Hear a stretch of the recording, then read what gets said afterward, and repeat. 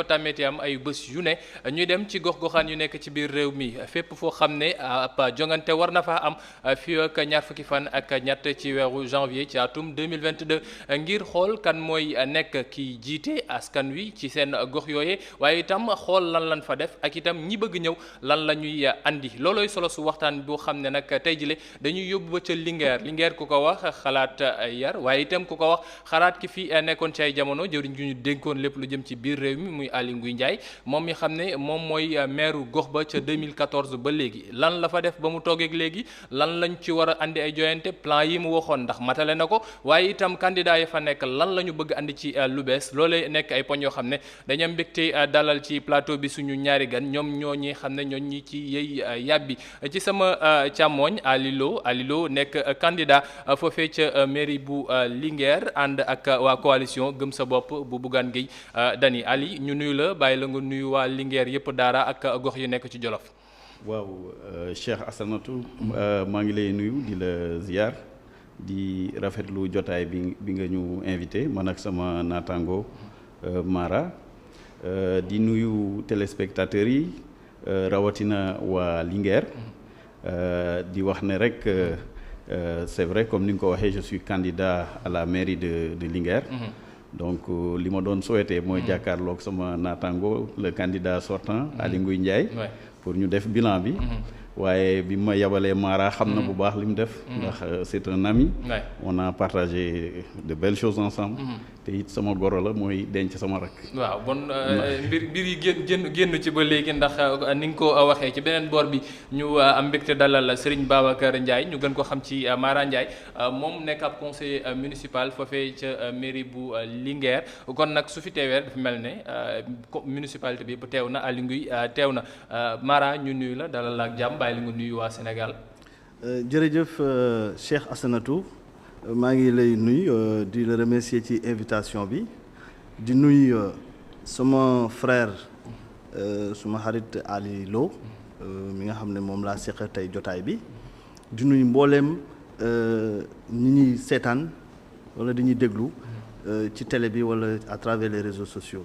di rafetlu bu baax en tout cas waxtaan bi. nga xam ne initié nga ko jëm ci suñu dëkk muy Linguère ku ko wax gox boo xam ne ñëpp dañ ciy bàyyi xel ndax nu mu féetewoo ci biir réew mi waaye itam la fay am war faa mën a jógee comme zone boo xam ne développement war na fa mën a am 2014 ba léegi kii ti Aly Ngouille Ndiaye moo nekk ca bopp ba nekk ci doxal Ali yow mi nekk ci biir conseil municipal bi bëri na projet yoo xam ne monsieur le maire yëkkati woon na ko bëri na ay mbir yoo xam ne mbébétoon na ko ngir amal ko fa soo doon def bilan jeexal mandat bi jeex na soo doon def bilan juróom-ñaari at yi xam ne toog na ko fa lan ngay wax lépp mat na wala am na lu des. jërëjëf Cheikh Assanatou. Hassana Fall waaw maa ngi jégalu. donc pour wax ci bilan Aly Ngouille Ndiaye man dama ci sawar. ndax boo xoolee Linguère démb ak Linguère tey xam ne changé na xar kanam. te loolu lu mu diglale woon la ak askanam bu ko wóolu woon jox ko dëkk bi te li nga xam ne rek déjà wane na ko ci gestion taxaw woote les 100 premiers jours def bilan à mi-parcours defaat bilan 5e année fin mandat defaat beneen bilan ba nga xam ne également dafa woowaat askan wi pour partager ak ñoom lépp li nga xam ne jotoon na ko réaliser jàpp nañ ne tey bilan mënul gën a satisfaisant bilan bu Aly Ngouille ci biir commune Linguère boo jëlee pàcc bu nekk nag boo bëggee mën nañ ko commencer di ko farañ fàcce naan loolu moom dinañ ci egsi ci ñaareelu pàcc di jëm ci pàcc bu ne mën nañ ci wax la nga xam ne romb na li nga xam ne tey jii moom la mébatoon foofu et donc du coup tey liñ ci mën a wax mooy dañu ànd ak lool cawarte wax ci bilan Aly Ngouille ci Linguère mu nekk bilan bu mucc ayib dëkk bu set xar kanam bi rafetaat nit ñi sentir seen bopp xam ne dëkk bi am na beneen doxalin beneen loxo bu ko téye te Aly mii ma jàkkaarloog moom xam ne bu baax ne Linguère bu démb moom ak Linguère bi am na coppite bu mag a mag. Ali dégg nga ko li mu wax dafa mel ne yenn saa yi Sénégal yu bëri loolu la ñu wax nee nañu Linguère quand même émergence bi xam ne peut-être Sénégal moom lay wuutu ñoom tegu nañ ci yoon bi ba pare ndax lu jëm ci sport ak yeneen ak loo xam ne neen ñëpp dañ ko saluer mooy bilan yi xam ne saa su ne ki fa nekk ci Aliou Ngouye moo ngi koy jéem ti def ngir woo Sénégalais doomu Linguère yi ngir ñu ñëw déggoo waxtaan xool li mu fa def yow soo sukkandikoo ci loolu jàpp nga ni Aliou Ngouye a été un bon maire. waaw Assane xam nga bilan buñ ciy wax. bilan dafa am lu ko waral parce que dañuy wax ne bilan. mooy nga mesurer le degré d'atteinte des objectifs. yi nga xam ne moom nga fixé woon ak askan wi. maanaam li nga diggante woon ak askan wi fan nga ci toll. loolu moom mooy li ñuy wax bilan. déjà bu ñu jëlee le code général des collectivités locales. dafa conférer ci article 3. collectivités locales yi. pour ñu mën a def conception def programmation di def mise en œuvre des politiques mais li ñu constaté ci Linguère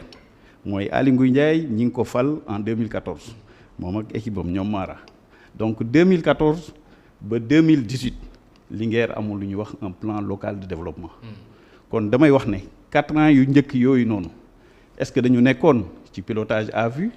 wala moom ses fonctions au niveau du gouvernement moom moo taxoon talul dëkk ba da doon def rek lu mu gént rek bu yeewoo rek xalaat def loolu nag liñ ñu jàngal ci planification ndax sama waa ji moom it jot na cee mos donc li ñu jàngal ci planification mooy boo xamul foo jëm wax dëgg dana jafe pour nga def bilan loolu mooy benn délibération conseil municipal bu Linguère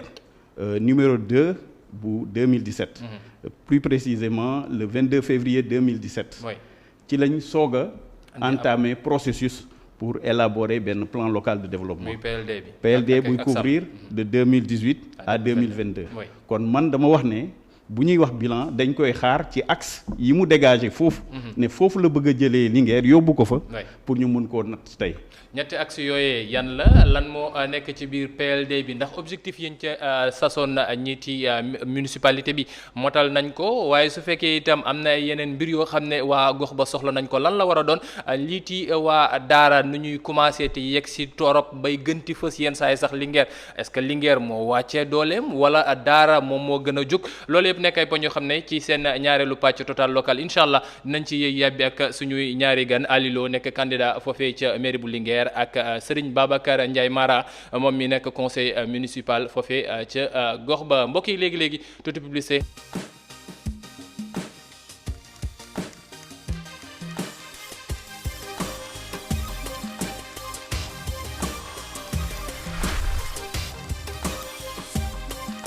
mbokk yi ñu yegg si ci ñaareel mujjanteelu pàcc seen total local ni ma leen ko xamalee tey nag ñuy waxtaanee lu jëm ca Linguère ak kiiti Serigne Babacar Ndiaye Mara nekk conseil municipal foofee ca gox ba ak itam Aliou Lo nekk candidat ca mairie bi ci coalition biiti gëm sa bopp Bougane Gueye Dany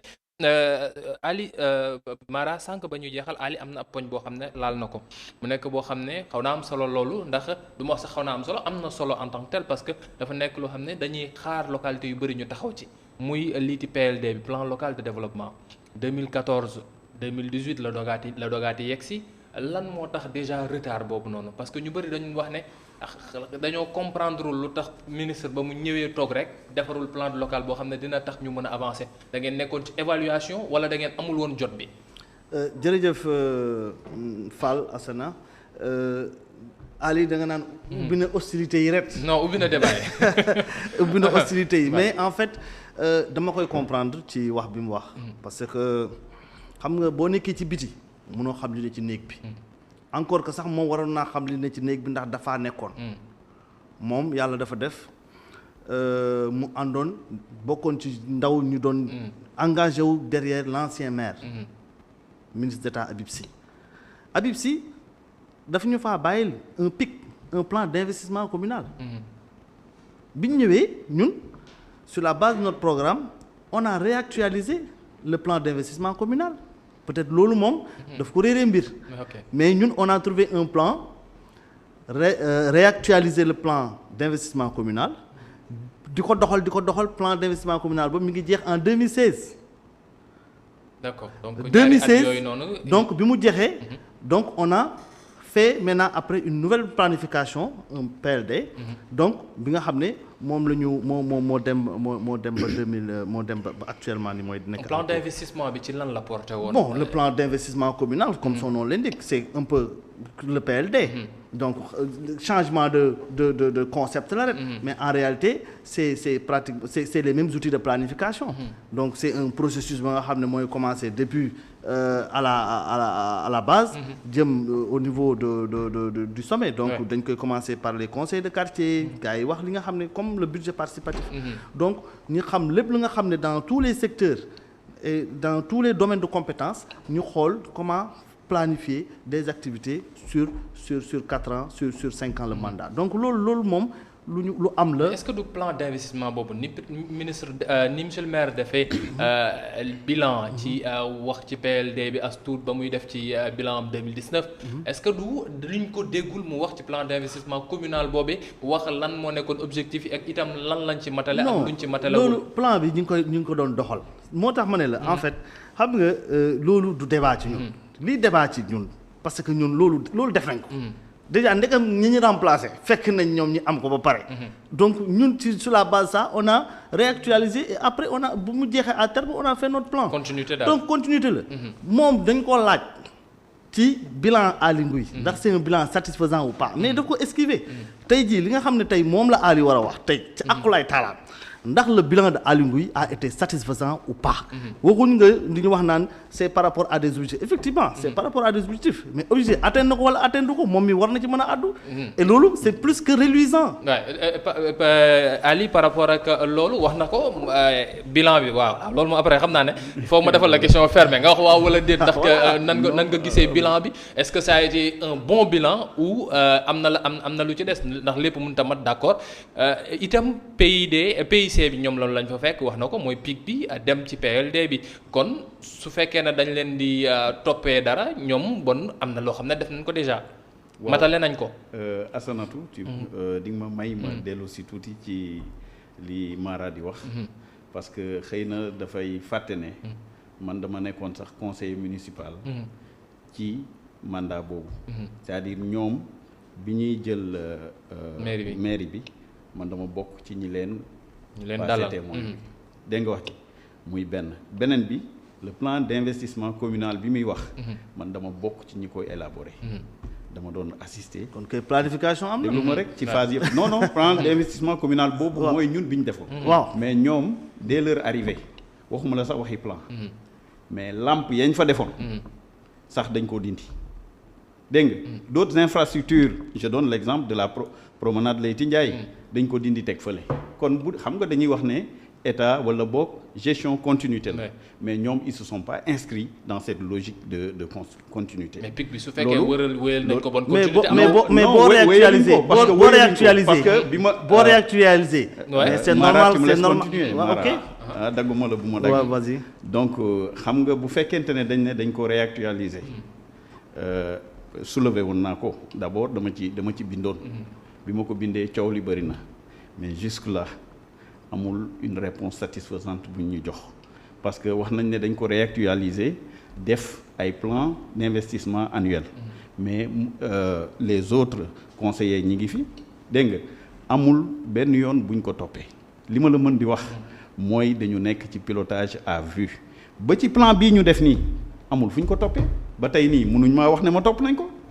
kon yow daal muy pic bii xam ne yéen da ngeen ko fi bàyyil ñoom ñu wëyal ko ak PLD bi xam ne tàmbali nañ ko ci 2018 yow jàppoo ne am na leen ndax quand même am na ay mbir yoo xam ne lu ci mel ne ci ndaw yi lu jëm ci mbirub économie bi am na noo xam ne teg nañ ko ci est-ce que loolu mënu nekk lu dugg ci PLD bi wala ci pic bi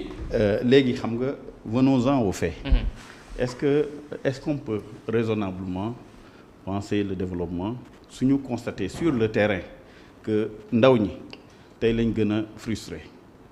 tey lañ gën a démotivé dégg nga chômage bi mi ngi leen di gën di sonal. Est-ce que c'est pas le Sénégal ça en général? Non, mais c'est le Sénégal en général. Mais sànq da nga joxe exemple. Linguère comme une vitrine du Sénégal. ci wàllu émergence. sànq loolu nga wax ci gi ba moom mu appuyer foofu mais dama bëgg a wax ne mbóot yi nga xam ne moom la ñuy gis Sénégal partout moom mooy yi am Linguère tey. dégg nga et plus grave encore le citoyen linguérois lu mu gis mooy mbir mi dafa demee boor ndax am na ñoo xam ne ñoo mel ne ñoo waabale le secteur économique di ko gérer maire bi bokk ci ak ay naataangoom dégg nga tënk ko ba ñeneen ñi mënuñ cee gis seen bopp. La preuve bu fekkonte ne liggéey na tey damay bokk ci ñi koy plébisciter pour mu defaat deuxième mandat mais moom ci boppam xam na ne wax dëgg yàlla Linguère waaye doyal nañ ci moom moo tax mu ne woon du présenté wu wat tey maa ngi doon xaar mu indi sama naataangoo Mara mu nekk candidat mu jox ñu lenge yi ñun ndaw ñi ñu doxal ñu jàpp mu dem waaye moom xelam dafa nekkatul sax ci Linguère parce que ñi ngi koy wax premier ministre wala président mooy ay ambition donc sunu localité muy maire yi intéressé tu ko wax dëgg yàlla. Mara par rapport ak li mu wax ndax tàmbali ji nag dëgg la wax nañ ne Linguère vitrine émergence mën nañ ko jàppee par rapport ak mbir yi waaye mbóot yi musul li nekk na loo xam ne itam képp koo xam ne yaa ngi yow Linguère nangu nga ne am na fa muy problème mu chômage bi problème mu ndaw yi xam ne yenn saa yi dañuy wax ne non ñun fan la ñu war a mën a dem ak itam gestion économique bi dañuy tooj lu bëri kii ci monsieur le maire Aliou Ngouye di wax ne ab gestion clanique la maanaam ñenn ñi rek ñooy yëg ñeneen ñi yëguñu yow mi nekk au fait des choses est-ce que c'est quelque chose qui est avéré. bon man dama bëgg ñu gën a circonscrire waxtaan bi. ndax bu ñu waxee ay questions nga esquiver gi indi leneen bu yàggee du ñu xam sax fu ñu jëm. mais dama jàpp ne tey ñun waruñu nekk ci discours politicien wax la nga xam ne pratiquement boo jëloon maire Koukandé wala nga jël maire feneen bu dikkee opposant lu mel noonu lay wax. tu vois mais li nga xam ne tey jii am na solo moom njëkk na ko wax ne amul woon benn planification bu fa amoon déjà moom mi ngi léegi weddi moom ci boppam wéral na ko ne moom amoon na fa pic ba na ko fa. donc là ñun on est venu réactualiser bu ñu réactualiser bu amee ay réalisations yi nga xam ne am na ñi xam ne c'est des réalisations qui ne sont pas du tout utiles profitables aux populations mais bu ñu ko délibéré ba ñu xam ne lii am na leneen lu ko gën a yelloo wala lu gën a baax mais dañ koy dindi ñu def fa lu gën a baax l'essentiel mooy na indi njariñ ci population bi. lampadaires yi mooy lampadaires yi te lampadaires yi may ma dañoo ñëw dolli 800 lampadaires ci dëkk bi 800 lampadaires Linguère tey bokk na ci dëkk yi gën a leer ci Sénégal guddi bu courant coupé doo ko sentir ndax lampadaire solaire la loolu moom xam na ko dañoo leeral ba leeral mbeddi këram kuy def gestion clanique booy leeral wala ngay def tali dana parce que am na lu fi joti jaar ñi nga xam ne jotoon nañ fi yàlla aye bi ñu ayee tali dañ ko def bu dem seen kër c'est pas le cas ñun lu ñu def lépp dañ koo teg ci yoon te lenn xam naa ko lu jar a bàyyi xel la Ali bi mu nekkee maire Aliou Ngouye dafa jël son adjoint dénk ko lépp te c'est un allié LD la bokk muy papa moom mi toog donc loolu gestion clanique boo ko fi waxee donc da ngay wax ay wax yi nga xam ne pratiquement opposant Koukandé wala Médina Yoro Foulah bu fi ñëwoon loolu la fiy wax. léegi nag mbir mi li jar a xam li jar a bàyyi xel tey mooy que ñun liggéey nañ Linguère bu ko nangu la wax moom xam na ne liggéey nañ Linguère bu ko nangoo wax dañ xam ne reconnaître honnêteté ne ah Ali kat c'est un opposant véridique bu honnête ba nga xam ne reconnaître na effectivement que le bilan de Aliou Ngouye a été satisfaisant. d'accord léegi ci li ngeen li programme. waaw muy PLD bi ndax moom loolu daf ko amal solo waaye itam jëpp naa ne waa Linguère yëpp amal na leen solo PLD bi en tant que tel évaluation suñu jëlee axe 1 bi mooy bu ñu tuddee promotion développement économique ak social. lan ngeen ci def loo xam ne waa Linguère mën nañoo wax ne ah lii gis nañ ko wala lii moo ngi ci yoon moo ngi dem. bon dama lay expliquer d'abord bu ma jëlee social d'abord. ma jël lu demee ni santé. santé le ministre Aliou Ngouye li mu njëkk a def mooy fexe na ba Linguère am centre de santé bu bees de tabaxaat maternité bi nga xam ne ñun ñii ñëpp fa lañ juddoo ay mbaam ñoo fi doon traîner divaguer mu defar ko reprendre ko ba mu bees ak centre de santé boobu tey jii tax na ba nga xam ne accès bi waroon a am pour nga def say soins yomb parce que hôpital moo fi nekkoon boo xoolee les différences de prix entre hôpital ak centre de santé di nga xam ne accès bi gën na yomb ñëw na ci santé toujours mu jël 2000 personnes âgées souscrire leen ñoom ñëpp ci mutuelle de santé bi nga xam ne moo am Linguère tey jii la collectivité locale de Linguère bokk na ci les collectivités les premières yu nekk partenaire ci couverture maladie universelle dans ce pays loolu fu ñu dem ci séminaire ñu ngi koy rafetlu di ko wax boo demee fu mel ni Linguère tey jii li nga xam ne moo nekk fa ay réseau de femmes yu fa nekk ñoom ñëpp dañ leen di jàppale te ñoom ñooy nekk di waxtaan di yor tout ce qui est l'approche communautaire. C'est-à-dire que s'il s'agit de prévention de la Covid wala s'il s'agit de prévention de certaines maladies mais jigéen ñooñu daf leen a jël jàppale leen. def leen fa ay dépistage indil leen fa ay matériel fibroscopie appareil fibroscopie rajo bi nga xam ne moo nekkoon hôpital da ko defaraat li nga xam ne ci ay lii la lal ak ay consommable kenn xamul nu mu toll li mu def biir Linguère ci loolu tey dañ ko koy gërëmee di ko santé. loolu dafa dugg ci PLD bi. dafa dugg ci PLD bi. ma continuer parce que da nga ma laaj benn question sociale bi nga wax duggaguma éducation. man kay waxaguma social sax parce non que axe 1 bi laa waxoon. par développement local waaye dafa mel ni yaa ngi ci axe 2 bi. foofu nga nekk di wax nii. non damay dugg damay ñëw. mais dama la éducation la même chose. li nga xam ne tey jii moom la def dans ces écoles là mais kenn xamul lu mu toll. dafa jël habillé. élèves commune Linguère bi yëpp dafa leen ay blouse donc loolu ku ci nekk nga am deux ngay am bu tàngee ak lëli bu seddee réfectionner les tables bancs classe yu yàqu yi mu defar ko luy case des tout petits am Linguère yi amul benn bu ñu ci tabax à Linguère tu sais que Aly Ngouille c'est le maire de la commune de Linguère moom mooy le avec le budget mooy louer case des tout petits yi nekk Linguère yëpp moo koy loué le loyer. mais dafa ni woon dafay jël le personnel de charge. dafa ni woon day tabax benn quand même. loolu la waxoon ci mujjee ci location. loolu c'est en cours non c'est en cours parce que c'est la direction nationale mooy tabax. mais ñun après ñun ñu continuer. mais li ma la mën a xamal tey mooy non seulement dafa jël la prise en charge du loyer. mais dafa jël le personnel de charge bi nga xam ne moo nekk ci case des tout petits yi. donc loolu moom def na ko ci éducation. jàppale même la formation des enseignants. pour que ñu mën a def seen i formation seen i examen professionnel donc li mu def tey jii moom ci boppam war na ko dama bëgg loolu ci axe 2 bi la Assane dama bëgg moom mu reconnaître ko ci axe 2 bi la wax xam naa ne dañuy taxaw ci axe 2 bi laataa ñoo egsi ci axe 1 bi parce que lu ñu desee ci temps bëriwul noonu mais ñu xool nuñ koy synthétiser rek par rapport ak axe 2 bi et moom li mu expliqué quand même ce sont des choses très palpables kon mën nañoo jàpp ne PLD bi nga nekk ci laajte bilan bi c'est quelque chose de visible. waaw xam nga Assane Mara bu mu taxañ affaire bi nañ ko wax teg ko ci xam-xam avancé ndànk-ndànk Linguère waay yi mën a saytu comprendre pour xam bu ñuy tànn naka lañ war a tànne ñu ñëw d'abord commencé na ci lampadaires yi ku ne xam na ne budget Linguère mënul defar ay lampadaires te moom maire yi lañ ko dénk muy beneen bi lampadaires yi bëri na koñ yoo xam ne yeggu fa ban koñ 800 lampadaires yi damay si les 800 lampadaires yu muy wax bëri na koñ yoo xam ne boo fa demee am na ay axes yoo xam ne yeggu fa li gën a leer daal mooy exemple booy dugg si ci dëkk bi je donne un exemple booy dugg si dëkk bi toolu maire bi moom lampadaires yegg na fa loolu moom lu am loolu beneen bi boo demee ci quartier yu bëri je donne l'exemple de Thiely bi nga xam ne lotissement 2001 bi waxuma lampadaires yi mais courant yeggu fa. non je suis désolé. c'est ça boo demee dans le Dialouraay. je suis désolé ci zone yu bëri doo fa fekk lampadaires yi donc lampadaires yi matalewul te ku ne xam na ne lampadaires yi c'est un projet de l'État c'est pas la mairie dégg nga man nag xam nga lu may wax. mooy nga ñëw fekk loo xam ne taxaw na ba pare les lampes te ku ne xam na ne lampadaires yi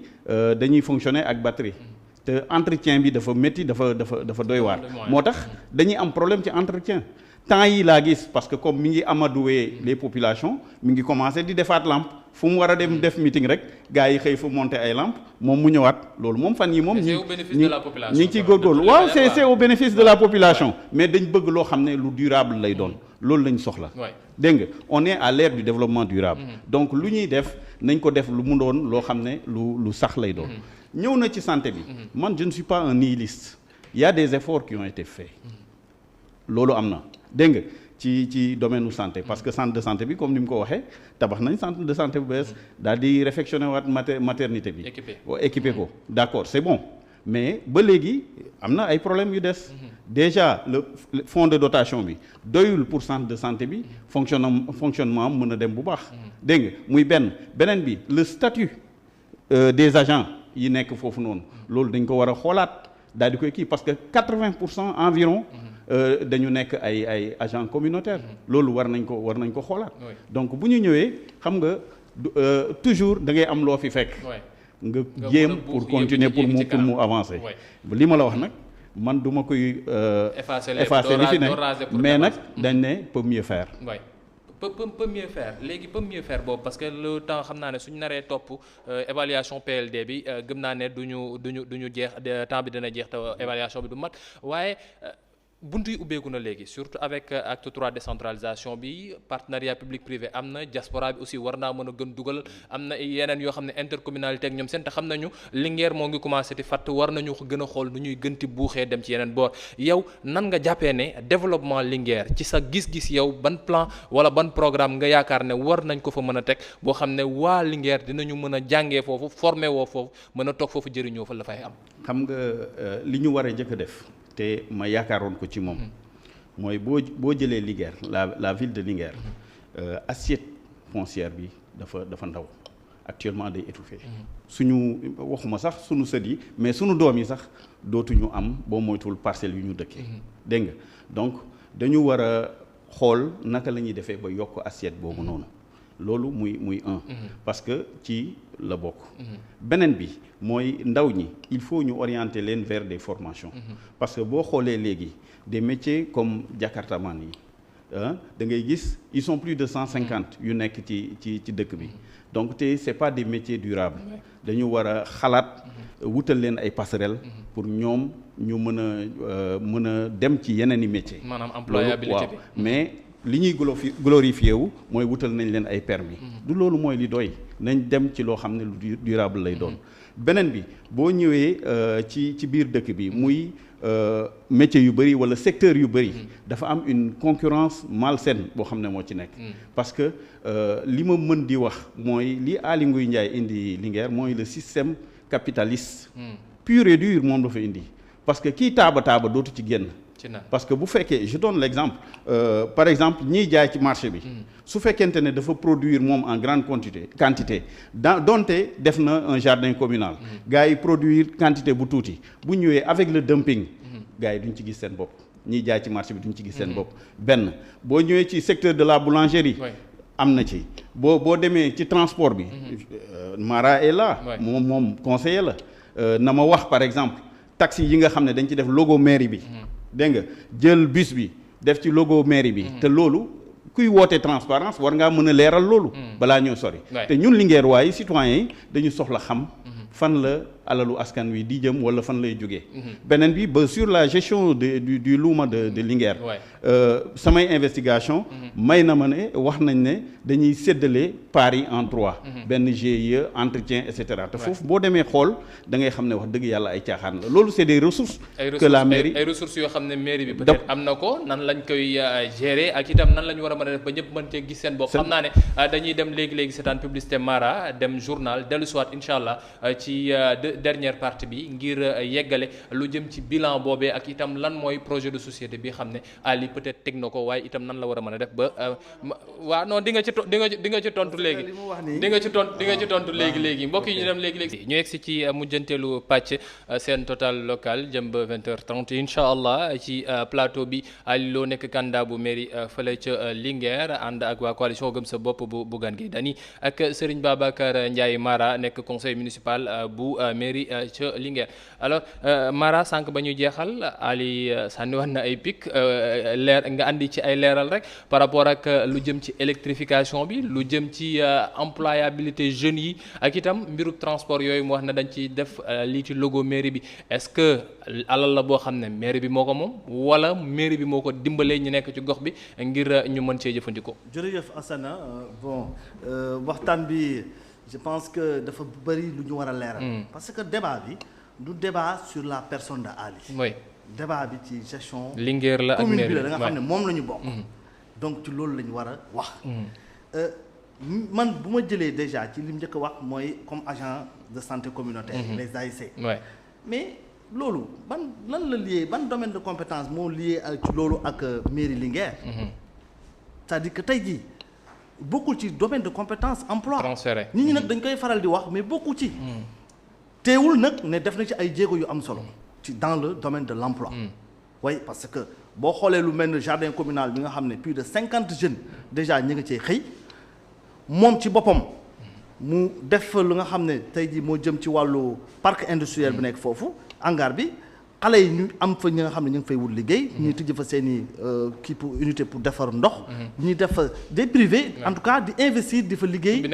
voilà ak toolam yi ak yi nga xam ne moo jëm ci FERA. plus de 110 jeunes. ñu ngay liggéey ci diggante FERA ak li nga xam ne moo jëm ci UCG. pour Linguère. donc sans pour autant compter la nga xam ne da ko def ci coobaree boppam ba muy nekk ministre. mais encore une fois nañ préciser ne emploi. du domaine de compétence. transféré maire bi mën naa donc ubbi opportunité voilà donc léegi si loolu mën na cee def tey moom programme la war a wax. parce que ñoom ba tey. ils ont des problèmes pour wane seen programme. boobu ba tey nag ñu ngi leen koy laaj. mais ñoom tout le temps aali lii aali lee. deuxième point bi taxi yi peut-être moom bu amee chance tukki. dem bitim réew. dina gis ay taxi yi nga xam ne boo demee New York. taxi yi lu ñu ciy def. ci porte bi dañ ciy def ne taxi yi ci circonscription bii la ñuy daw dans la commune de New York n'est-ce pas boo demee par exemple Daara am na ay taxi est-ce que taxi yi nekk Daara dañ caa def logo Linguère non donc nañu bàyyi di jël ay mbir di ko jëmale ci àll yi ça n'a rien à voir bu ñu gisee logo mairie bi loolu c'est par rapport ak circonscription bi la bi muy daw parce que nag commune bi ci boppam fa lay dawee fa la am ay kayitam pour daw. maanaam délimitation kese la nekkul kopparu maire ñoom xamuñ ne taxi dafa am zone boo war a daw boo fa génnee da nga am yeneen taxi yoo la cay fekk donc loolu peut-être ñoom xamuñu ko moo tax mu waxee noonu beneen mbir bi mooy bi mu waxee ferme Aly Ngouille bi moo am lampe mais lampadaire dañ koy jaay ci mbedd bi Aly Ngouille il a acquis sa ferme lan en 2009 benn bi 2004 bu ko neexee bu amee jënd ferme lampe du def lampe pour sécurité ferme encore que ferme loolu da nga ko war a encourager parce que dafay yokk emploi bi ci dëkk ba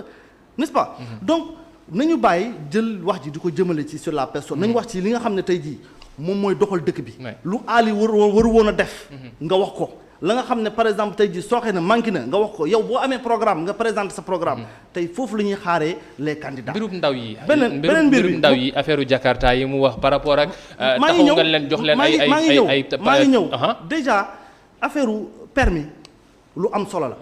ndax ndaw ñi seen wàllu bopp ñoo exprimer seen bëgg-bëgg nit ki lu mu bëgg moom nga koy defal munoo ko defal la nga xam ne bëgg ko loolu moom planificateur la xam na ci dara donc booy planifier da ngay planifier sur la base des besoins exprimés donc loolu xale yi ñoom ñoo ko tawatoon ñu jàppale leen ci am na yeneen tawat yi nga xam ne def nañ ko ñu ngi ci ak ñoom bu ñu duggee ci wàllu foncier bi mu wax Linguère ci commune yu yàgg ya la bokk commune yu njëkk ya Linguère dem na ba périmètre communal bi daanaka mën na ndax lotissement bu mujj bi ñu def 800 et quelques terrains ya nga xam ne joxe nañ ko terrain yooyu ñu joxe tey jii ñu ngi sant yàlla ñu ngi tabax la nga xam ne xawoon na jafe ñi ñaa ngi dëkk indi nañ ndox extension bi ndox bi mën na wër na ba wër dëkk bi plus de 17 kilomètres njëgu suuf bi léegi yomb na li nga xam ne également moo jëm ci réseau électrique njëgu suuf léegi yomb na wër na dëkk bi njëgu suuf si léegi yomb na ndax dañ doon wax ne njëgu suuf moom foog nga nekk conseil municipal wala nga jege maire pour mën a am njëg bi mais ba léegi ni nga ko waxee bëgguñu ñu débat ci mbirub maire waaye mbirub commune bi est-ce que njëgu suuf yomb na léegi xam nga mairie lu muy joxe mairie il donne un titre précaire délibération lay joxe permis d'habiter permis d'habiter boobu lan ngay fay frais de bornage ça dépend ci assiette bi am na ay assiettes viabilisées am na ay assiettes non viabilisées mais nag assiette viabilisée 500000 la ku fay nga dem nga jël am na ñoo xam ne jox nañ leen un délai pour ñu fayuñ on a fait une autre réaffectation terrain yi nga xam ne c'est non viabilisé te non viabilisé am na ñoo xam ne sax am nañ ndox am nañ courant déjà terrain yooyu ñu ngi koy joxe à 40 000 donc loolu c'est transparent ñi nga xam ne tey jii fay nañ jox affecté nañ leen jox leen délai ñi fay ñooñu ñi ngi ak seen terrain ñi nga xam ne affecté nañ leen jox leen délai pendant 1 an fayuñ il y a également une autre réaffectation buy am ñu xool nag ni ñu ko tasee ci dëkk bi ba nga xam ne en tout cas ñu bëri mbir mi nekk ci biir gox ñu mën ci seen bopp ale Ali waaw Assanatu nañ dellu si ci débat bi man je pense que bi ma commencé ba léegi li may wax attaqué wu personnellement le maire mais xam nga li may wax mooy sur sa gestion là où il faut pointer le doigt te ci loolu lañ nekk te Serigne Babacar xam na bu baax li ma koy wax dégg nga muy benn boo ñëwee par exemple le maire day wax ne moom il est champion de la transparence loolu la wan Sénégalais yi en fait. mais bu fekkente ne ay taxi dañuy ñëw taxi yi citoyens yi di werante mairie bee ko moom moomuñu ko. loolu war nañ cee laaj pour ñu leeral. leeral andi na ko léegi je pense. déedéet indiwul leeral daf ne ba léegi waxul ne mairie bee ko moom. waxul mairie bi moomu ko nee na c'est le privé. c'est ça léegi bu fekkente ne non bu fekkente ne privé dafay moom dara parce que wax naa la ko. sànq wax naa ko sax ci question luuma bi. ak gestion bâche yeeg et cetera. gis nga dañu toll ci jamono joo xam ne wàllu transparence moo jiitu ci lépp. dégg nga parce que marché yi bu ñu koy attribuer dañ ko war a attribuer de manière transparente. blouse yi mu fi soulever sànq également ci wàllu élèves yi. loolu tam noonu la c'est-à-dire il y a beaucoup de choses à dire sur l'attribution de ces marchés là. loolu muy benn. loolu liggéey waa ARMP la gëm naa ne. non mais population yi dañu soxla pour xam. dañu soxla pour xam. bu fekkente ne lu baax la parce que bon je dis pas marché gré à gré mais opportunité ubbi privé bi maanaam ndax. partenariat public privé peut-être ne mën na nekk loo xam ne. non partenariat public privé actuellement dafa nekk ci jamono loo xam ne ñëpp a koy rafetlu. dégg nga dañ di ko rafetlu. beneen bi également mooy su fekkente ne da ngay wootee transparence da nga war a transparent ci lépp. xam nga bu débat public yi muy def léeg-léeg di woote pour bilan et cetera dégg nga bu fekkee ils vont pas au fond des choses la question des taxis ak ay bus yeeg luuma yeeg et cetera mais loolu Linguère dañ ci yàgg di wax te ba léegi indiwuñ ci ay leeral yu leer pour nit ñi xam lii fu mu jógee ak fan la jëm. loolu moom lañ soxla ci collectivité boo xam ne da nga day d'accord léegi Ali ci poñ boobu damay taxaw rek Mara mu nekk lu leer pour waa Linguère xam kan mooy ki andi lii ci taxi yi wala bus yi ci biir Linguère ak itam ndax mairie da cee laale wala laalewu ci. gis nga man li ma mën a leeral ci tënk rek comme ça ñu mën a gën a avancer. li ma mën a leeral Assane dafa yomb te moom mii ci boppam bu dee ne dafay aspirer nekk maire. war na xam ne toutes les délibérations sont accessibles. document la ba nga xam ne c'est accessible. bu dee ne mairie dafa am ay taxi dana nekk ci délibération yi ca PV bi te bu ko laajee secrétaire municipal parce que y a administration bu nekk foofu bu ko laajee dinañ ko jox mais ñun mairie amul fenn fu ñu mus a inscrire ne ay mairie dotation taxi. si c'est un privé vient installé wu lu ñu amal solo mooy nañu xool nu ñuy fayee ko ci moom ay taxes. pour yokk suñu en tout cas pour suñu budget ñu mën ko yembal. d'accord beneen mbir bi. li mu wax affaire transparence may ma c'est important parce que dafa souligner ay points yu am solo. Aly Ngouille Ndiaye c'est le seul maire fii bu fi def 5 fois jàkkaarloo ak askanam. invité waa Y'en a marre société civile di gérer ak le contrôle du forum civil ba ñu décerner ko un satisfecit pour de bonne gouvernance mais loolu ñan ñoo ko am fii. donc buy wax ay affaire leeral moom lu mu bëgg a leeral jarul mu may laaj bu demee mairie comme moom il aspire dama lay expliquer comme moom bu demee mairie secrétaire municipal il aura tous les documents yi nga xam ne moom mi ngi ko soxla boobaa nag nga xam ne day wax la nga xam ne da ciy mën a duut baaraam mais quand tu parles comme ça dans le général je pense que duñu mën a jublu Ali li ñu dese ci temps waa régie jong may tàllal loxo bëreetul fi mu toll nii encore que marché yi mu wax aussi marché yi attribué yi y a les couturiers c'est-à-dire que ñi nga xam ne ñoom ñooy tailleur Linguère mais ñoom ñooy ñaw blouse xale yi dëkk Linguère ñi nga xam ne ñooy menuisier Linguère ñooy defar table banc yi nga xam ne ñoo nekk Linguère d'accord donc la main d'œuvre locale daf ci liggéey lu bari moom na wax programme xam nga li ma bëgg a wax Mara Ali présente nous ton programme je te connais très bien maa yoo xamante ne bon ñu wax ci programme balaa ndax bu ñu ñëwee ci programme tey Linguère déjà dafa soxla soo ko defee tënkee ci 3 points maanaam comme ñu ko ñëppati waxee rek ay 3 points wa ki 4 points non li ma bëgg a wax soo ko bëggoon tënk ci 3 points yoo xam ne Linguère li mu soxla tey d'abord inclusion gestion inclusive une gestion inclusive daf ko soxla dégg nga parce que dafa am ay waa Linguère yoo xam ne dañu toog ci programme bi le programme na ma coupe pas waaw demal Ali baax na Ali yeggaleen sentiruñ seen bopp ci li ñuy def ñun ci programme balaa programme xam nga le choix des hommes moo jiitu dégg nga ci Linguère mosoo gis conseil municipal ñu ñëw choisir ay entités yoo xam ne dañ leen a xaw a doyadal dégg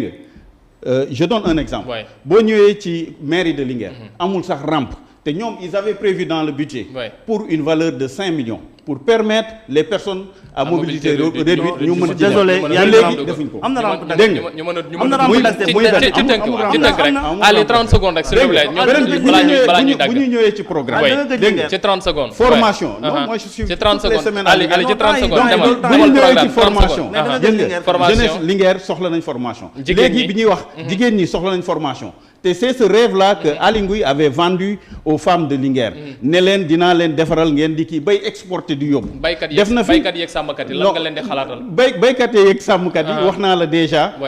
mairie Linguère wala Linguère amul assiette foncière bu mën a permettre wax dëgg nit ñi développer seen activité lu kii dégg nga non l'élargissement de cette assiette là dégg nga parce que la commune de Linguère 1% lay représente moins de 1% par rapport au département donc il faut que ñu xool loolu dañ ko war a yaatal war na ko mën a gérer avec les autres communes dégg nga beneen bi Ali waaw bismillah 30 secondes rek jeex na ndax temps bi jeex na fi mu toll nii xam nga li may wax Mara moi j'ai compris très bien son jeu et le jeu de son maître je pense que ne Linguère yéen ñaar ñëpp xam nañ leen dinañ leen dégg fii di ñëw Ali Lo moom moo ne woon suñu gan tey ci plateau bi ak kii ci Babacar Ndiaye ñoom ñaar ñoo ne woon suñu gan tey ci seen total local mbokk yi jox leen dig daje ëllëg incha allah yeneen gan beneen gox waxtaanee lu jëm ci local yi sant leen baax jërë ngeen jëf merci beaucoup à demain incha allah